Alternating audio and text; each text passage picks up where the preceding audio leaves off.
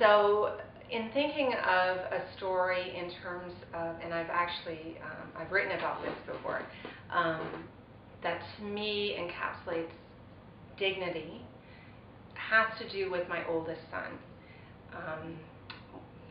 When he was a little guy, Daniel, who's really going to be thrilled that I'm talking about him, but when he was a little guy in school, and he was quite a shy kid, I'd walk him to school every day, and he wanted me to stay on the tarmac until the bell rang.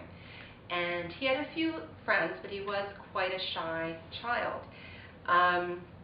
And I noticed that there was a child whose mom was always with him, who somehow seemed to me somehow a little different, but seemed quite happy with his mom being there, and I didn't think anything of it. And then one day I noticed that that little boy was by himself. Maybe he had been dropped off early, I didn't know, and he just seemed to have this kind of lost look. I don't know how else to describe it. He just seems really alone, not necessarily sad, just kind of lost. And the next day his mom was with him, and I didn't really think any more about it. And then if you kind of fast forward to a couple months later, it was parent-teacher interview day, and I went to meet Daniel's teacher, and she said, and this is the part that gets me a little choked up, she said that your son made me cry. And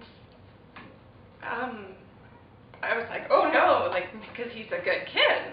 Oh, I hope you didn't do anything wrong. And she said, no. She said, there's a little boy in our class, and he's on the autism spectrum. And we've talked to kids about the importance of not being mean to anyone, not bullying anyone, and no one does, but we can't force them to be friends with him. And so often he's just kind of on the periphery and is observing everybody, and we can't force, other than times where it's like organized play, he's usually by himself. And she said one day Daniel was by the climbers, and he said, hey, I'll call the kid Joe, hey Joe, let's play. And she said ever since, every recess they play together, and she said that's all it took.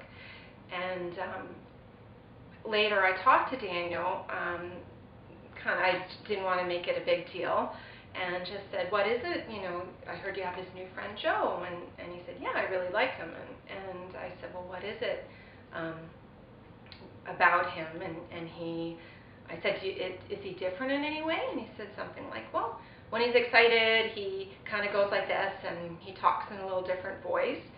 And I said, well, what do you like about him? And he said, well, he likes me. He wants to be my friend, and he likes playing Star Wars, and I think that's really cool. And they were friends. This was in Kitchener-Waterloo until we moved away.